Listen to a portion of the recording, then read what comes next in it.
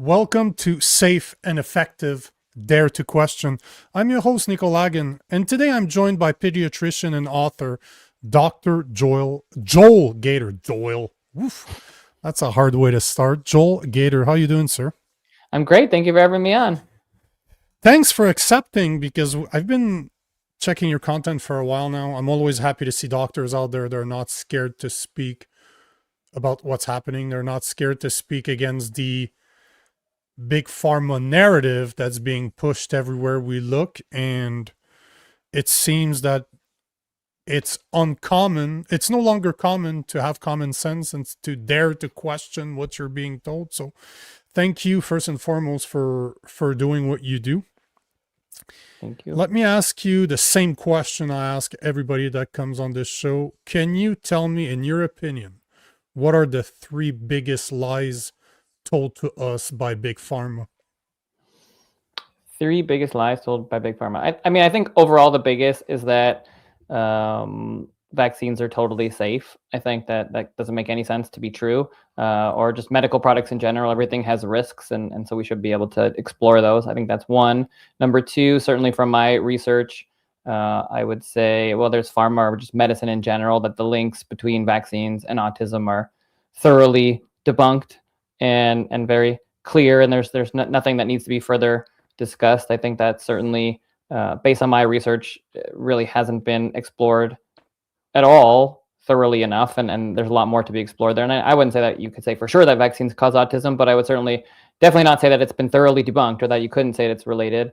And then third would be that uh, medications, pharma, toxins don't have anything to do with the chronic disease epidemic that we're seeing today. I think it has a lot to do with it, and certainly it's not a simple thing. I think there are many reasons for why we're seeing this chronic disease epidemic, but certainly chemicals and medications and the things that we're doing are part of that. Would you say that the science has been settled is one of the things that bothers you? Yeah, I mean that sentence in general makes no sense, and that's not what science is. Science is never settled. You could certainly be pretty sure about something, or you can be pretty convinced based on the research that we have so far. But realistically, anybody that's a scientist would never say that. Like, that doesn't make any sense. They would say, like, the science is really clear, science is really dominant. We have great research on this, but a good scientist should always be open to challenging the dominant narrative, and that's the whole point of science. That's why it works. That's why it works so well. And everything seems so obvious until it isn't. And we've seen that over and over again through history. Like, someone just had to swallow antibiotics to cure, to see that they would work. You'd have to, someone has to think that smoking is a problem. The doctors used to recommend it. Opioids are not addictive until we found that they were. So all these things are dominant narratives until they're not. And that's the whole point of science, is to be able to question these things and to maybe find something different than you expect. And not always will you. You may find, oh yeah, smoking is great for you. Like that's something that you could possibly find, but the whole point is to be able to have those conversations so that maybe you'll find that smoking is not good for you. And that's just where we should always be. And that's why censorship is so frustrating.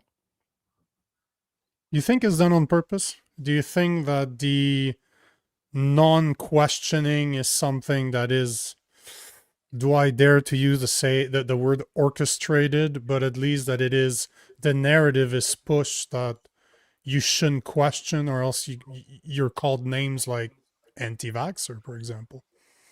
I certainly think some part of it is orchestrated. I think there's no question that when you have so much money involved when it comes to big pharma, that they have every incentive to keep the narrative as it is and keep their products going. And so anybody that jumps outside of that narrative, they have a reason to try to debunk that or push stories in the other direction. I don't think all of it is. I think there's just a lot of momentum when it comes to anything. Certainly when it comes to vaccines, there is tons of belief in the medical community in vaccines. And so not all of that is orchestrated or pushed or some sort of nefarious evil thing. It's just a lot of doctors really believe most doctors really believe in vaccines, and they're not doing it for money. They just think that it helps kids. So I wouldn't say that's evil or nefarious. It's just kind of something that we were taught. But I also don't think most doctors realize that we live in this pharma model. I mean, I certainly didn't realize it when I was going through school.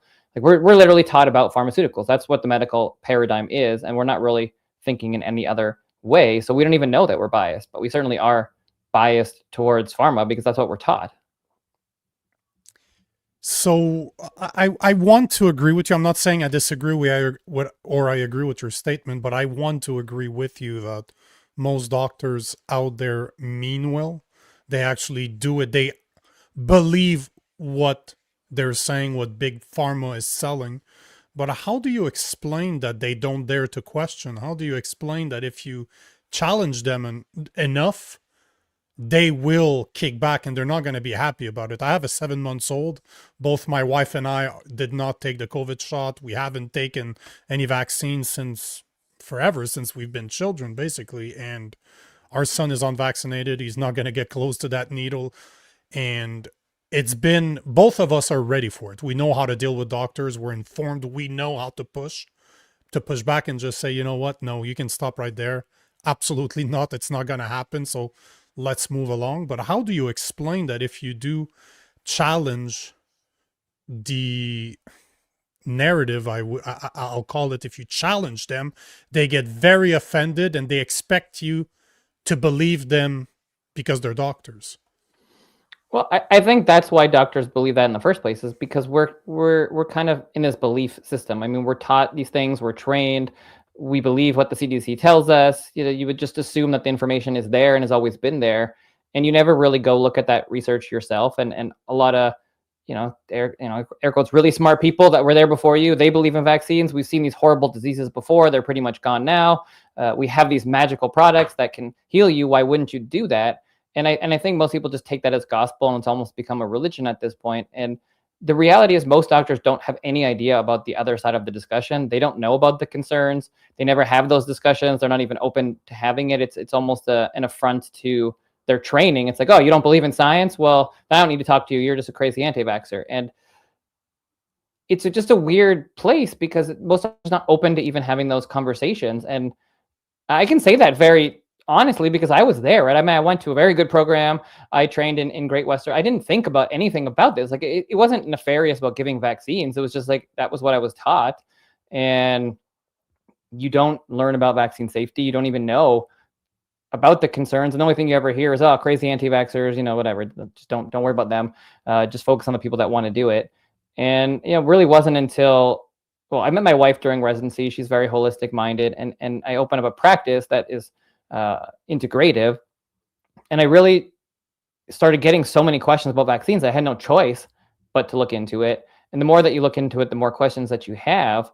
And over the years, I've just had more and more questions because I've been looking into it more. And that really, it was so hard you couldn't talk about it. Right? I could talk about it in the office, but not outside of the office, unfortunately. And that was really tough. And then COVID hit, and I think everyone was so frustrated with the messaging around COVID and how things were handled with public health and forcing people to do things. And ultimately I decided, no, I do want to talk about this. I think it's really important that we have discussions. And, I'm not forcing anybody to do anything. I'm not against vaccines as a concept. I just don't feel anybody should be forced to do anything. That's kind of my belief. And in my office, we have people that do the regular schedule, some that do a slow schedule, some that don't do it. We just have discussions around vaccines, and ultimately parents choose what's best for them. But that's not what was happening. And so I had to decide that was not okay for me. And that's what led me to write the book, Between a Shot and a Hard Place, because I was like, well, if I'm going to talk about this, it's so controversial. I have to be as educated as possible. I have to read as much as I possibly can to be able to talk about this and to be able to write a book on it. And I mean, obviously that was a very different time than it is now. And I'm really lucky, I feel like, now that we can talk about this, which is great. And it's been great in the last year. Being able to talk about it, but I didn't know that I would even be able to, or would just be censored or lose my license that time. But it's, it's a little different time now. So it's nice that we can talk about this, but I think most people think that, especially if you're in the anti-vax kind of world, that doctors are just pushing things on kids that are evil. And they don't think that. They think they're giving a product to help kids. And sometimes they do. I mean, I don't think that all vaccines are bad. I don't think that, but I really have an issue with forcing people to do something. That's the part I have a big issue with. You want to vaccinate your children, you want to vaccinate yourself, okay.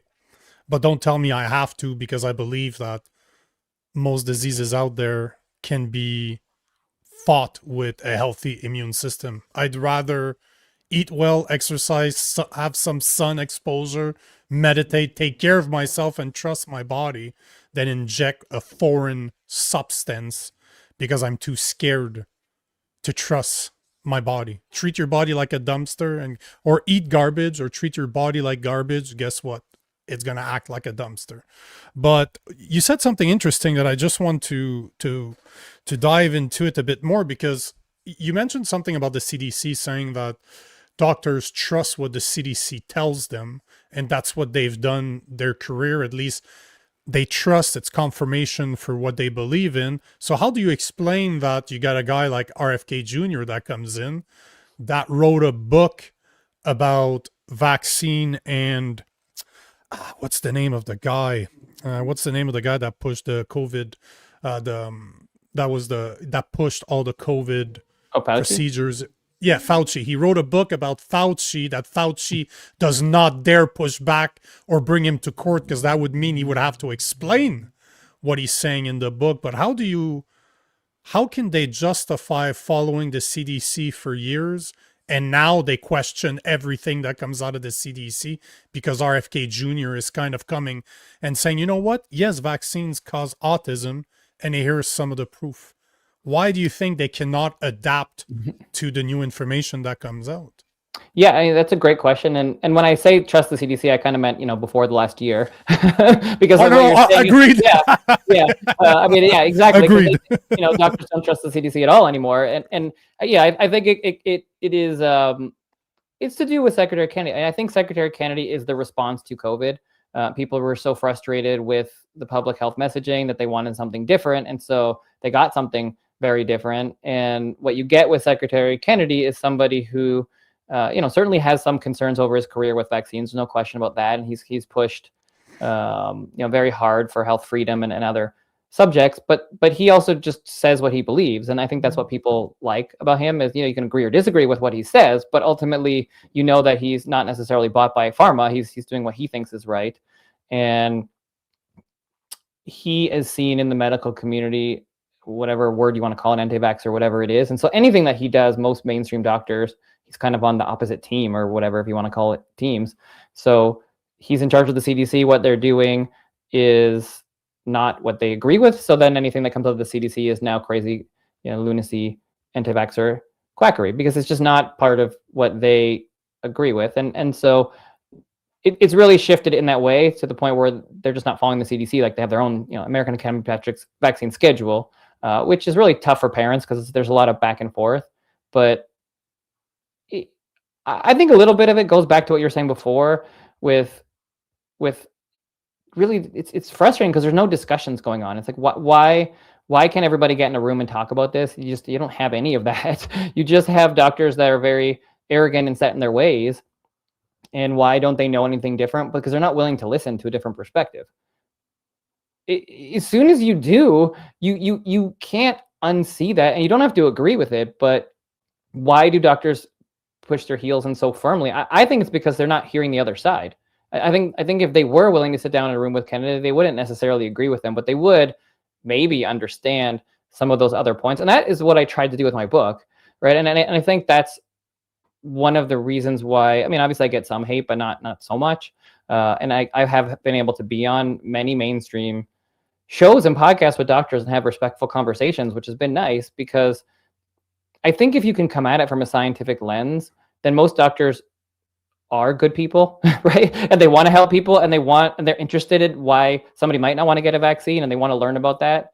But you have to be open to hearing it. And I don't think they ever hear those discussions. They never read Turtles All the Way Down. They never read Dissolving Illusions. They never listen to a full talk of an hour from Kennedy. They just hear a soundbite and they go, oh, crazy crackpot.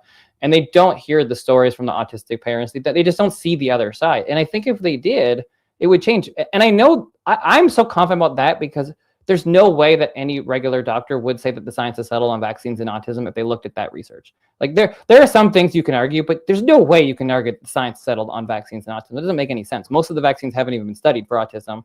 So that just makes no sense to me. So I think if doctors heard some of this, read some of this, they might change their tune a little bit, and then maybe it would soften a little bit. Not to say they wouldn't promote vaccines, but they might be a little bit more open to getting some of the research that people have some concerns about, and maybe that would change the tune over time if some of that research actually showed there was causing more harms than they thought. Do you think that's because they don't want to admit that they were wrong That's why they don't want to have that discussion. They don't want to listen. They don't want to get their views challenged, is because they would have to admit that they might have been wrong.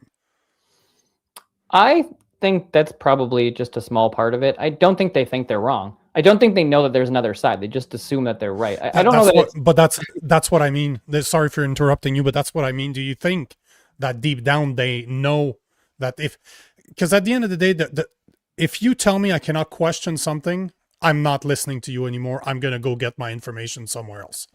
If you tell me that I cannot question what you're saying, we have a problem. That means you don't believe in debate. You don't believe in just simple information. Maybe you're right. I'm not saying you're wrong. If I question you, that doesn't mean you're wrong.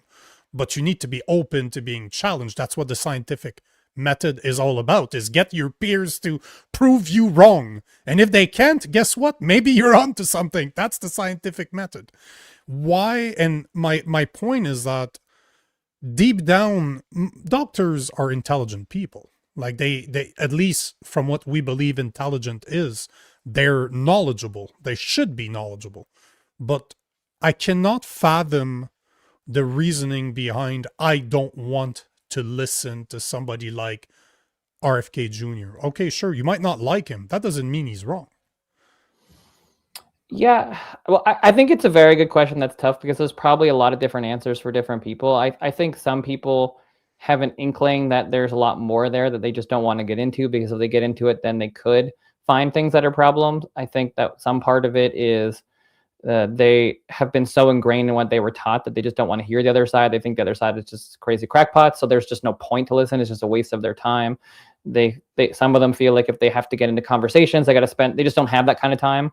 Like, I think certainly for a lot of just regular practicing doctors who really are not involved in this so much, having vaccine discussions is very lengthy, very time consuming. And a lot of doctors think, well, if you just don't believe in vaccines, then you don't believe in science. Therefore, I'm not a good fit for you. And you're going to have all sorts of other questions and you're going to ask me all sorts of things. And I just don't want to deal with that when I only have 3 minutes anyway. So I think it's also a systems issue. There are many different issues. But I certainly don't think for the most part it's because doctors are trying to harm people. I think they just think that they're doing the right thing and they don't know another side. And I hope over these next couple of years that's what comes out of this, is a force to kind of hear that other side and maybe look into things a little bit and to realize, like, oh, maybe we don't know everything about autism. Maybe there is some more research to be done.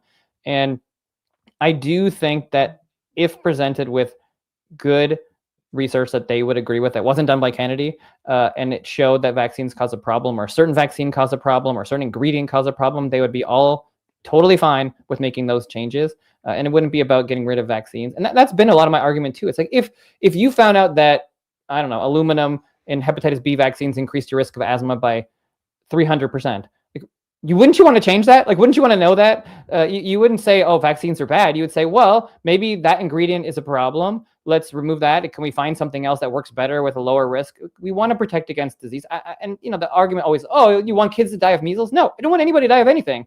I certainly don't want kids to die of measles, but I also don't want kids to have side effects, and I don't want kids to have chronic conditions. And two things can be true, and you want to minimize the risk of disease while also minimizing the risk of chronic conditions. And when most of these diseases are very rare, and generally, if you get it, are mild, you have to weigh risks. And everything has a risk in life. And if you choose not to get vaccinated, there's a risk.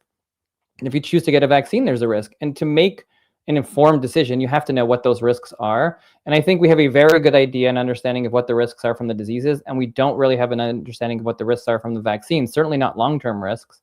And you need that as a part of the equation to make an educated decision. Because if you have hepatitis B as a mom and you're giving birth to a baby, most people are going to give them hepatitis B. Like, they have a huge risk to get hepatitis B and get cancer and die. That's not the same thing as a parent who doesn't have hepatitis B. It's a totally different risk calculation. And that's what science is supposed to be. That's what you're supposed to be able to help people to say, this person's at risk. This vaccine's going to help you your risk from the vaccine, but your kids has like a 75% risk of getting cancer and dying. Okay, I'll take the 1 out of 100,000 risk my kid's going to have whatever complication. Like, that's fine. But I don't feel like I need to take the 1 in 3 million chance my kid's going to get hepatitis B, or 1 in 10 million chance my kid's going to get hepatitis B if I don't have it. Like, I'm okay with those odds. I don't think someone's going to fall on a needle, my baby's going to fall on a needle and get hepatitis B, or someone's going to come bleed on them. So I'm okay with that risk. Is it possible? Sure, it's possible. I've been told that risk. We have a vaccine that could prevent it, but just because you can prevent something doesn't always mean that you should, and more isn't always better. And we've gone in this habit of more is always better, more vaccines are better. And that is not true. Healthy kids are better. We want healthy kids. We don't want more vaccines. We want healthy kids, and whether that means more vaccines or fewer, I don't really care. I just want the healthiest kids possible. Do you think that Big Pharma, the reason that Big Pharma has been so successful at pushing vaccines is they always push the scary consequences of not taking the vaccine? They're literally scaring parents into not questioning, because which parent out there in their right mind want to hurt their children? So if you tell them you need that vaccine to protect your child from A, B, C, D, whatever childhood diseases that are out there, most parents are going to say, oh, yeah, I definitely need that to protect my child. Do you think that's why they're so successful, because of the fear aspect of things? That's certainly possible, because it's not a balanced fear. You hear a lot about the fear of the 1 in a million risk that happens in the world. So one kid, measles is a perfect example because it's all over the news. One kid gets measles encephalitis, or one kid dies. And of course that's terrible, but you hear about that over and over and over again. And you don't hear about the other, 900 and the other 99,000 kids that are totally fine. They get measles. Like, you only hear about the one bad case, and you don't hear about measles vaccine complications. So you only get one fear, you don't get the other one, and then you don't get a balanced fear. Now, does that mean that you shouldn't be worried about measles, that you can't have a severe disease? Of course you can. You need to be aware of the symptoms so you know what to watch for, so you can get medical care when you need to, if you get unlucky and you're that one case. But it's a very unbalanced media, very unbalanced in the way that it's presented when you're talking about these diseases. And the research in general focuses on efficacy. So it's like, well, okay, we know the measles vaccine works really well. We know you have 97% effectiveness. You hear that over and over and over again. Your kid doesn't need to get measles. They don't need to be that one kid to die. And part of that is true, right? I mean, vaccines can work, and certainly we know for measles vaccine, it works quite well. And generally, most people that get measles are not vaccinated. So all that stuff is true. But the question is, at what cost, right? That's the question that has to be asked, because if you get the measles vaccine and it has no side effects and no problems, and you just protect yourself from a disease of which you could die from, that's a good thing. But that's not how the world works. It's not a magical pill. There's a risk to everything. And so the question becomes, okay, so what is the risk from this disease, from dying, from getting anaphylaxis, from getting a seizure, from it contributing to autoimmune condition or chronic disease later in life? What are my odds of all of those things versus what is my risk if I get measles, and then what happens if I do get measles? Like, those are the things that you need to know. And not everyone's going to agree on where they're going to come down with. They're going to say, well, measles is very contagious. I don't want my kid to get it. There's a 1 in 1,000 chance they could die, or whatever the number turns out to be. I don't want that risk. Fine, great. Like, that's totally fine, as long as you know what the risk from the vaccine is. Then that's what the point of a vaccine is, right? I think that's fine. I mean, our job is not to tell you to get a vaccine. It's to lay out the risks, so that way you can decide which one you're comfortable with as a parent. And many people will choose to vaccinate, and that's fine. But some people won't, and that should also be fine. Is that something you've been seeing more and more over the past year, even since COVID? More and more parents coming in to see you and say, your vaccine schedule, not interested. My son, my daughter are not getting vaccinated. For sure, just bigger picture, the concerns around vaccines have grown, I would say, exponentially. I mean, you have the most kids that are unvaccinated, the most exemption requests. All the studies show that, the least trust in medicine that there ever was. So for sure that's happening. I definitely have more people coming in saying they just want to do none now. It's still not, I mean, most people want to do slow schedules when they come to me in general, but there's more and more people that just trust nothing. They trust nothing in medicine anymore. And they're like, I don't want to do anything anymore. And some people choose to do it later on, or maybe, measles outbreaks push them over the edge to do that, maybe. But more and more people are trusting nothing, certainly since COVID, and that certainly opened the door. I mean, that hesitancy, that concern around pharma was already there, but everybody watched what happened with COVID and messaging that made no sense, and pushing people and forcing something that's new that made no sense. And that opened the door to everything else. Say, well, wait a minute, if this is what could happen with the COVID vaccine, what about all the rest of them? And as soon as you start to look down that path, then you're like, whoa, okay, now I trust nothing. So the short answer to that question is yes. People trust vaccines and health a lot less than they ever used to. And for those that actually still trust them, do they ask you more questions than they would have a year or even 5 years ago?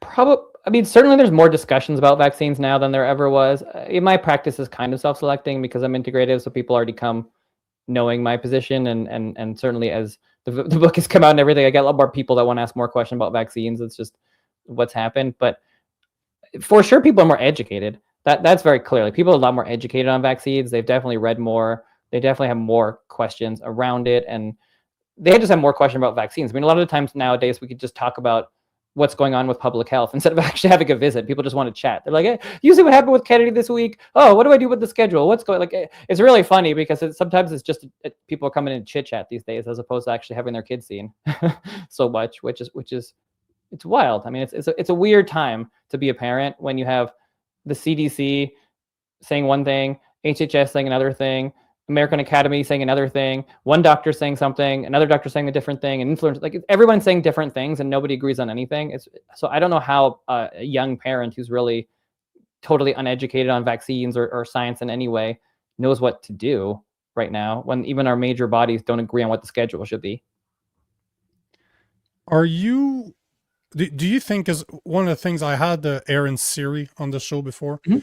and one of the things that he alluded to, he didn't say it directly, he's a very smart lawyer, so he kind of alluded to it. You have to read between the lines, but one of the things that you guys have in the US that we don't necessarily have the same in Canada is the vaccine industry in the US is protected by government. The government will protect them. They gave them immunity, and Biden renewed it for something like 10 years before he left office. So they're protected for quite a while.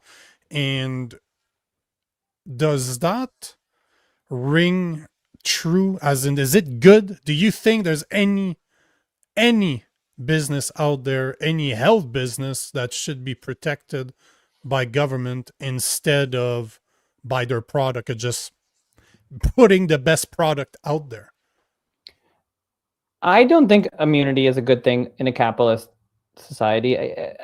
Yeah, so just to go back a little bit. So in the 1980s, there were many lawsuits, especially around the DTP, diphtheria, tetanus, pertussis vaccine, and neurologic concerns. And so there was a lot of concerns that there were so many lawsuits, they were going to lose a lot of money through these lawsuits, that they were going to go out of business. So the government decided that they would take the liability away from the companies because they thought vaccines were good, and therefore they would have a vaccine compensation program. So you would sue the government basically if you had an injury, and then it would go through that as opposed to the company. So that's kind of the beginnings of it for those that don't know.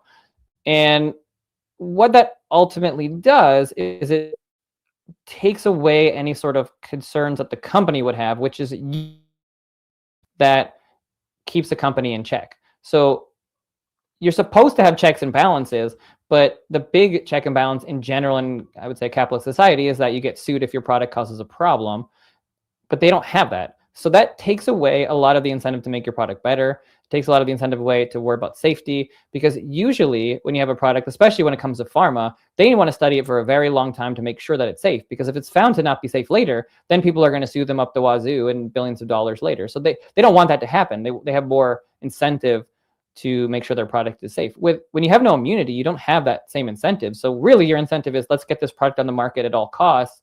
Let's just show that it's effective. Let's try to do as minimal safety testing as humanly possible that they're going to allow us to do. And then once it's on the market and everybody gets it, now we're getting billions of dollars, and we don't have to worry about the safety, because even if something does happen, we don't get sued. So that doesn't mean that a vaccine's unsafe, but it shifts the balance of power away from the way things are usually done.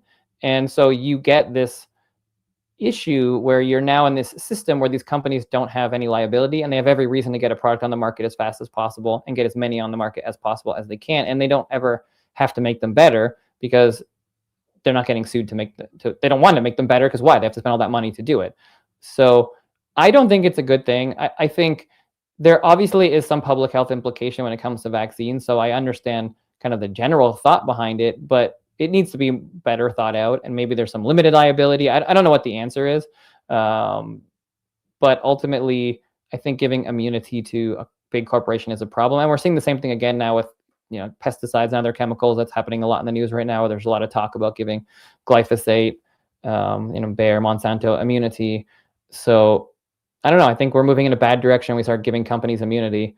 I think you need those lawsuits, because that's what ultimately moves the needle forward. And maybe if we never gave them immunity, we'd have much better vaccines. Like I don't know. Like maybe if in the 1980s, if you were like, well, we're going to get sued so much that we have to stop making vaccines, and maybe those companies would have gone back to the drawing board and said, okay, well, how do we make a different kind of vaccine? Oh, we can make a drink. Let's make a drink. This works better and it has lower safety. I don't know what the answer is, but maybe we have much safer vaccines right now than we have potentially if we would have had that check and balance. So that's the problem to me, is you don't force innovation, because you stop it. You just kind of give them every incentive to keep the status quo.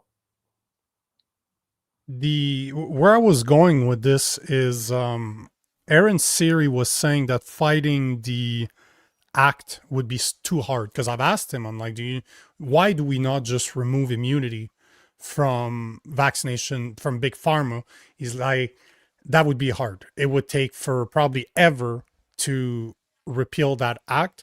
So what he was insinuating is that what they can do instead is to remove the vaccines from the childhood schedule, the mandatory or recommended childhood schedule, which as per the act potentially could remove immunity, because only the ones on the schedule are actually protected. And he was insinuating that, but from my research that I did afterwards, it definitely sounds that way. So are you okay with that? Would you be okay if tomorrow RFK said we're removing all vaccines from the childhood schedule, and it's pretty much, you want it, no problem, we'll make sure it's available, but we don't have a vaccination schedule anymore?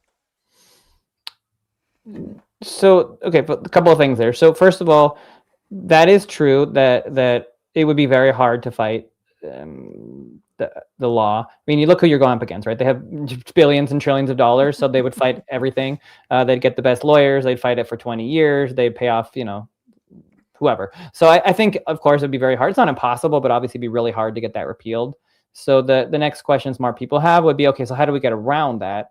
And the wording is very vague when it comes to the way that their immunity is protected. It's kind of says it's on the regular schedule, and so it has to be there. If you take it off the regular schedule as recommended, then it's not.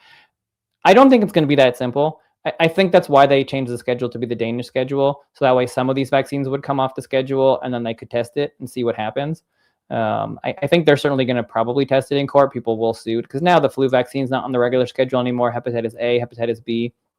So if somebody has an injury, they could theoretically now try to file those lawsuits, and then that would challenge the wording. But they could say, well, it's on the American Academy of Pediatrics schedule, and that's the schedule. So I don't know. I think it's going to be complicated. It's not going to be so simple, but I think there's a method for them trying to see if they could test those legal loopholes and maybe go around it. I don't think they're going to take all the vaccines off the schedule.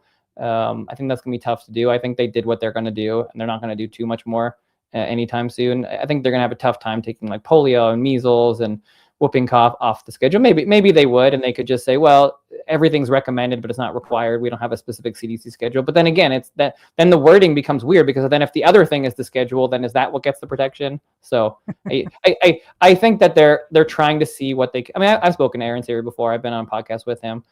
He's great. So are they going to challenge that? Yeah, I think that's coming. So I think we're in the process of seeing it play out. Whether they're going to be able to beat Pharma at their own game, I don't know. That's something else to see, because I think it's not that clear that you could win a case like that.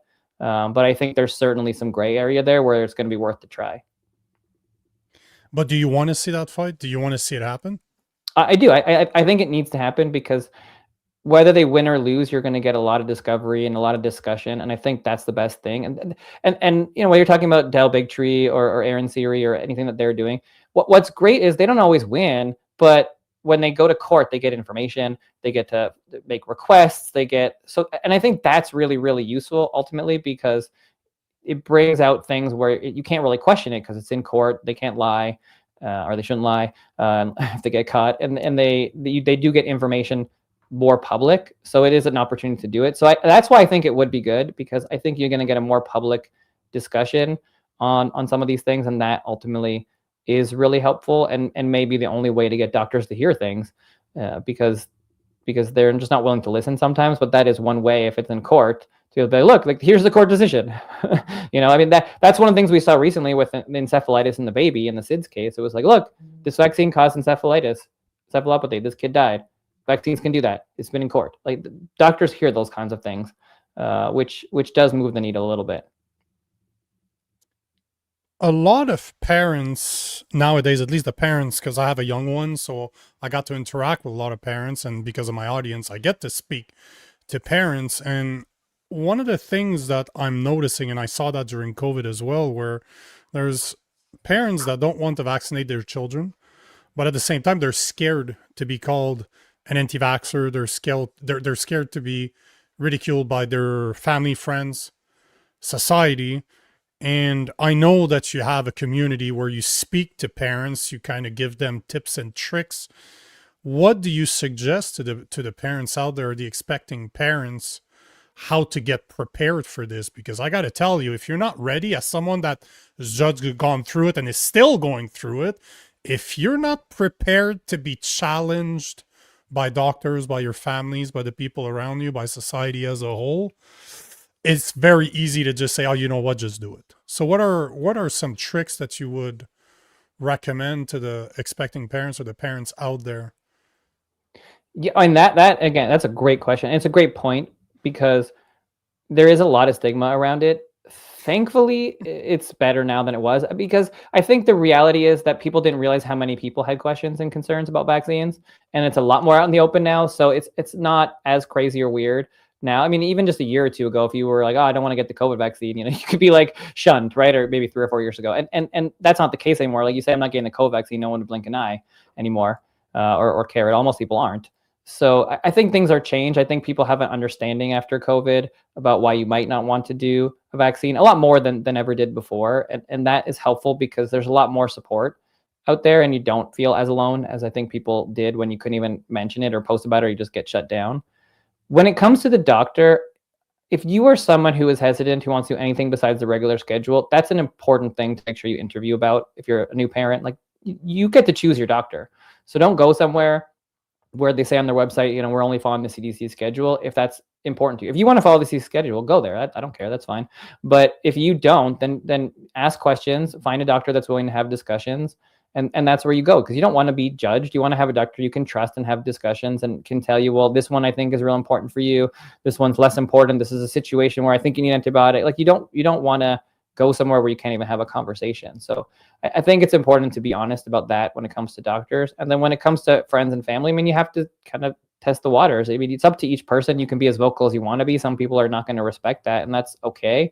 But I also think it's okay to sometimes keep what you're doing to yourself, and you don't have to necessarily discuss everything about your child's vaccination status with your friends or with all of your family. You can say whatever you want to say. You can be as vocal as you want to be, but ultimately it's not their business, what your kids' vaccines are, especially your friends. So I think that you can decide how much you want to discuss it, but you should realize that there is some stigma there. And certainly there are some people, depending on where you're located, what state you're in, what country you're in, will give you some judgment. But most people are like, okay, fine. Like, you don't like it, too bad. You just move on. It doesn't really bother most people in their day-to-day lives all that much, unless you let it bother you. My son was born at 4.8 pounds, so he was underweight. He was brought to term. I think he was 38. 38 weeks. So he came by himself. He wasn't pushed by any stretch of the imagination, but he was born at 4.8 pounds.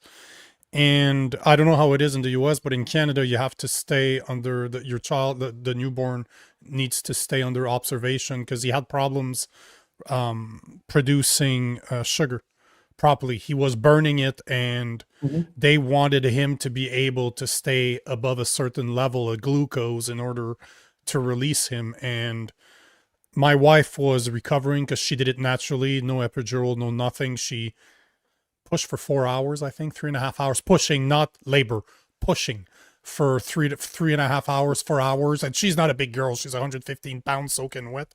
And so she was recovering. So I slept in the ICU next to my son because I was very blunt with them. I was blunt with the nurses. I was blunt with the doctors.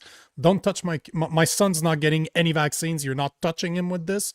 You can test him, but you're not doing anything unless I'm there. And I didn't trust them, so I slept in a lawn chair literally next to him the whole time we were there. And because I dared to challenge, there's one of the doctors that approached me and said, "Hey, I've been I've been questioning it myself." Not that she would say it out loud, but she said it to me.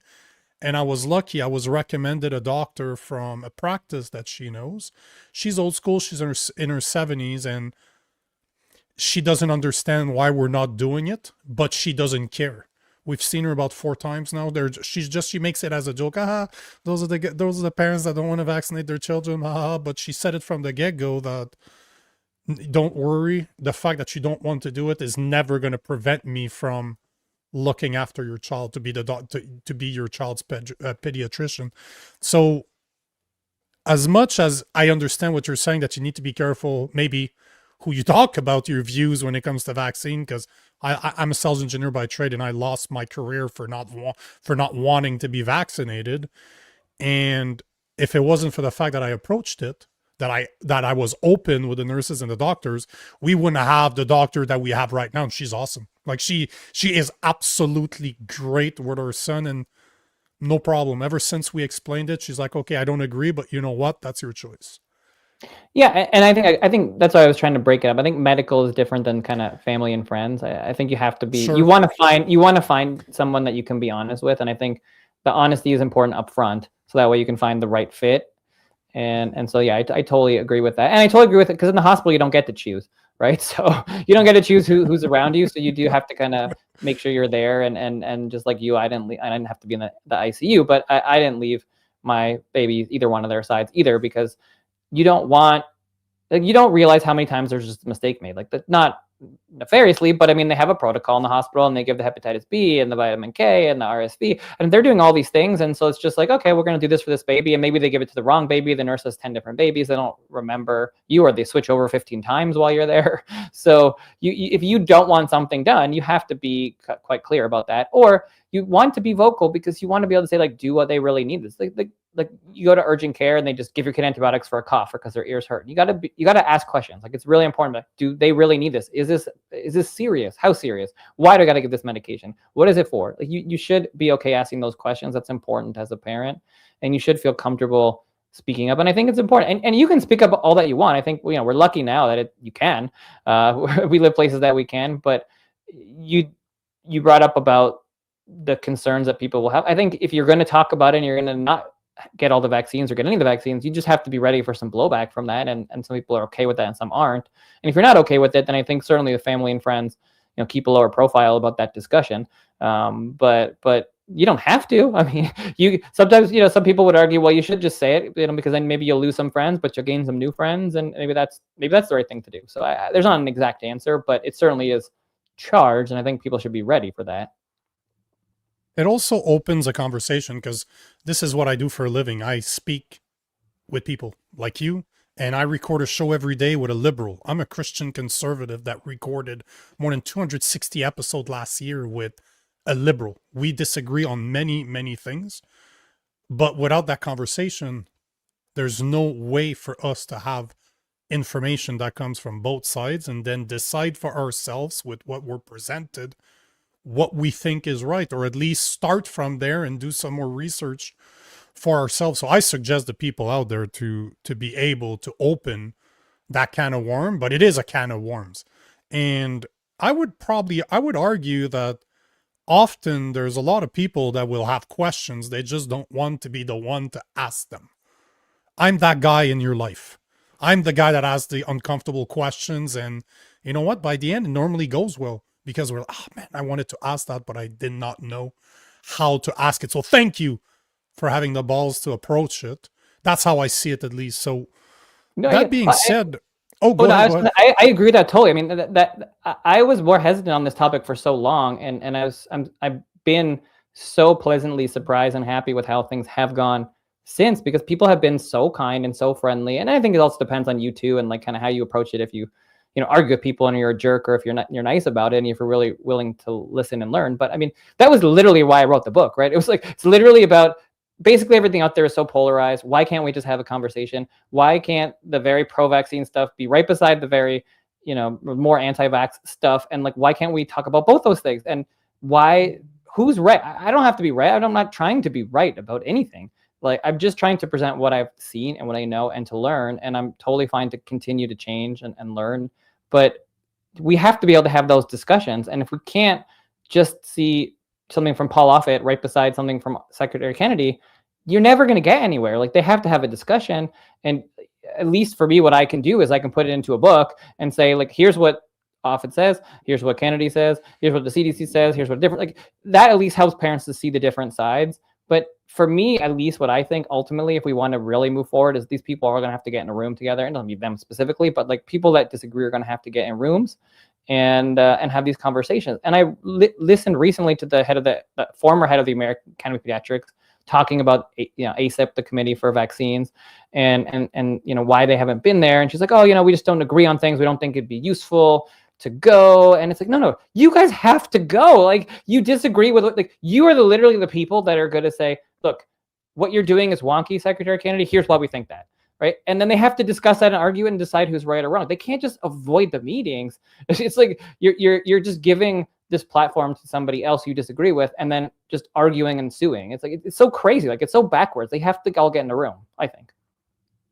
It's because health has become politicized. It is, if you're Republican, you're in favor of Kennedy.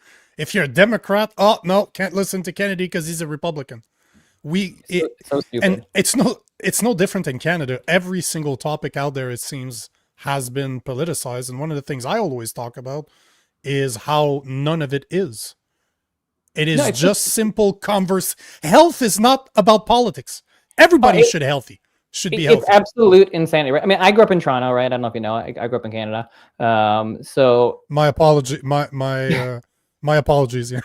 In Toronto, I'm in LA my now, sympathy. But like,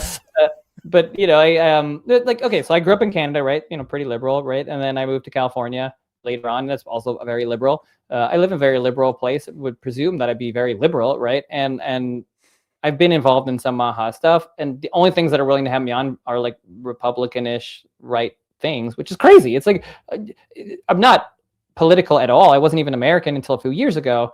Certainly don't have a side. Like, I could care less, but it's just health has become so political, and it's so stupid. Like, kids are kids. They don't have a side. I'm happy to go on anything that wants to talk. And yet one side is pretty open to this and the other side isn't. And it's weird because it's also almost like a reversal of what it used to be, where like the crunchy people would be like liberals probably. And it's very weird. Like, health has just gone flip-floppy, and I hope it comes back to somewhere in the middle. And we're seeing like Maha is like kind of fracturing right now. And I think there's just a lot of realizing that health is not political, and there's a lot of support for Kennedy, and I certainly support him in many things that he's doing.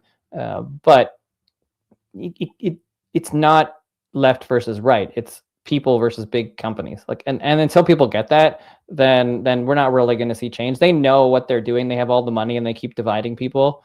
And you got to get the money out of politics, and then have people come together, because it's not really that hard to get people healthier. It's just impossible in the system that we have to actually make it happen. I mean, we just really need more food and less stress and more sunlight, and everyone be happier and spend more time together. Like that's not that hard to say. It's obviously very hard to do, but we all know that. It's just actually making that happen. We need fewer chemicals in our food. I mean, we know that, but to change the whole system is hard.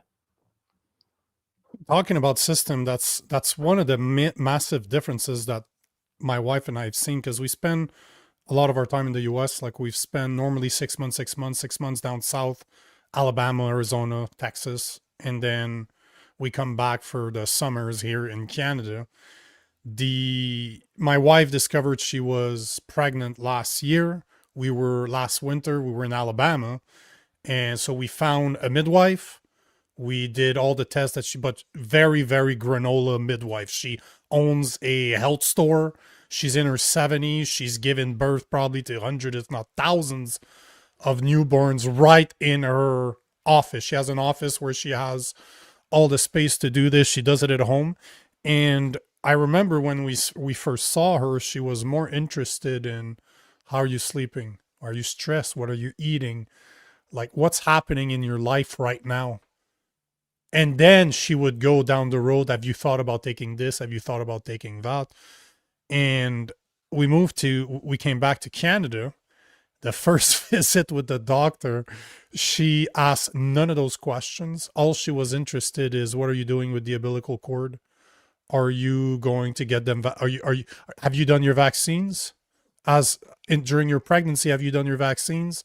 No talk about old school health, like holistic health, as in, are you stressed? Are you sleeping right? Are you still exercising? Are you able? Are you in pain? None of that. So it's, even from Canada to the US, there's a massive difference. Even from the southern state to the northern states, it seems there's a difference. Maybe it's I'm not seeing it right, because I got lucky that we were in a very very southern state like Alabama, and we found a midwife. But what do you think about this? This is the education, right, that they receive? Yeah, well, I would just say, I mean, there's certainly big differences in different states and different places in the America. There's no question about that. But I mean, I think what you're describing is not a difference between Canada and America. It's really just a difference between mainstream and alternative practices. And I think in Alabama, you would find 99% of people would be just like that Canadian doctor. Right. So I think, in California or whatever, like, you got your midwives and your integrative practitioners that might ask you more questions about your health, and most won't. Right. And they're going to ask about vaccines and everything else. So I think that's just the way that things are. And that's a paradigm problem. And it's one of the big reasons why we're here is there's very little to no focus on prevention and just basic health topics of diet and exercise and sleep, and the things that are really foundational, and mostly focus on medications and pharma and vaccines and everything else. And medicine has its place. So, I mean, we're very lucky, especially in emergency care, that we have MRIs and we have surgery. I'm not against any of that. We can save your life, and that's great. But certainly for primary care, the focus has shifted so drastically, and hopefully in the next 10 years we can start to shift it back, because those other things are much more important than what we generally talk about in modern medicine. And kids are very sick in general, as are adults, and that's a big problem. And it's because we're not focused on general health. We're focused on how do we treat things, and there just isn't time in the modern paradigm to really spend the time to have those discussions. Whereas if you go to a midwife, they might spend half an hour with you, where your doctor might spend 3 minutes. So that's a problem that is not, again, simple to change, but certainly something we should go back to, and something that was possible 100, 200 years ago. It's just we don't have to throw away all the good of modern medicine, but there's a lot of good things we used to do. And I think we can find some middle ground maybe. And I hope we do. Go back to a time where health was holistic. You looked at the whole body, not just the symptoms. You actually tried to identify the root problems and try to prevent other problems, instead of just, here's something that you can take to make you feel better, but don't address what you're doing that's make you feel bad in the first place. Yeah, for sure. I mean, that's literally how I practice, right? That's the way we practice in our office. We try to focus on prevention, but it's just not the norm yet. But it's certainly becoming much more mainstream. I mean, more and more people want it. Anyone that opens up a shingle and integrated practice is a line down the street and can't take patients. So there's way more demand than there is practitioners doing it. And I hope that as that continues, more and more doctors and nurses and practitioners will see that it's such a valuable tool to add to their toolbox, and we'll start to learn a little bit more and practice in that way. And I think if people want it, then it will happen. As we're pretty much done for this episode, but I wanted to give you the opportunity to speak to the people out there, because obviously you speak to a lot of patients. You have your own community where you try to help parents. What would be your parting words to the people that are listening out there? Yeah, if you're listening and you have questions about pharma or vaccines or anything, you're not woo-woo out there. There are so many people that are questioning things, and a good parent questions things. Doesn't mean you should or shouldn't do it. It just means you shouldn't feel bad about asking questions. And if you're in a place where you can't, then that's not the right place for you. and just try to get educated. I mean, try to read some things from different resources. Don't listen to just one person. Don't just listen to me. I never want anyone to just listen to me. I think it's important that you get different sources and start to become educated, especially on a topic as important as vaccines. I mean, it'd be nice if you could just trust the societies, but you can't. That's just not where we are, and everyone has such a different opinion. So I think if you can read some different sources and follow different people that are not trying to sell you something necessarily, but are just trying to educate you, then that can be really helpful to start to synthesize, okay, what's going on? What do I need to be worried about with these diseases? What do I need to worry about with vaccines? How do I make a decision? I mean, it's not easy, but you can get different resources to help you and guide you. So I think that's really important. And just ultimately, again, like, don't feel woo-woo out there. There are so many people, almost probably more than half at this point, are skeptical of vaccines. Is my guess, maybe somewhere closer to 75%. Parents are more and more concerned about these products, and so are a lot of doctors. Like, the trend has switched. I love to hear that. This is something I absolutely love to hear, because questioning is never a bad thing. Yeah, it's never a bad thing. I'm not looking to stop people from getting vaccines, or that the concept of vaccines is bad. It's just we need to get discussions going, so that way we can not just trust pharma to tell us what's safe and what's not safe, and we can study these things for safety as much as we possibly can, so that way in 10 years from now we have better products, safer products, a better schedule than we do today. It's super arrogant of us to think that we have the best vaccines we're ever going to have, the best schedule we're ever going to have. Not every country does the same thing or has the same vaccine. So that's really just dumb. Like, we should be always trying to be better. And it just seems recently like it's just about how do we get more vaccines into our kids at all costs without any discussion about safety or any discussion about what's right for them.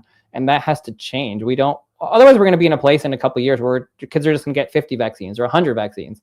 It's just going to keep going. And that's not necessarily what we want. We want to be selective, and we want to make sure that the things that we're doing have more benefit than risk. And like smallpox, we just give everyone a smallpox vaccine just because, or just a yellow fever vaccine just because it exists in the world. No, you go to Africa, there's yellow fever, you consider that vaccine. You're not just getting it when you're going to Canada. Like, there has to be the problem. And a lot of these diseases we don't barely even see anymore. So I think that you have to weigh that out with the risks of those vaccines. And we live now. We don't live in 1940 or 1920. So we have to reevaluate, well, what are the risks from the disease, and then what are the risks from those vaccines, and choose which ones make sense for us today. And there's nothing controversial about that. That's science. Thank you very much, Joel, for your time. Thank you for what you do. Thank you for having the courage to speak about this, because God knows you probably get some very interesting comments from people. Sometimes. And yeah, thank you for what you're doing, and continue doing it. And thank you for joining us. Thank you for having me on. Thank you for what you're doing. Absolutely. For the guys in the comment section, I was not ignoring you guys. I saw your comments. I appreciate them. And guys, keep on commenting. Thank you for being here, and we will see you next time. Have a good day.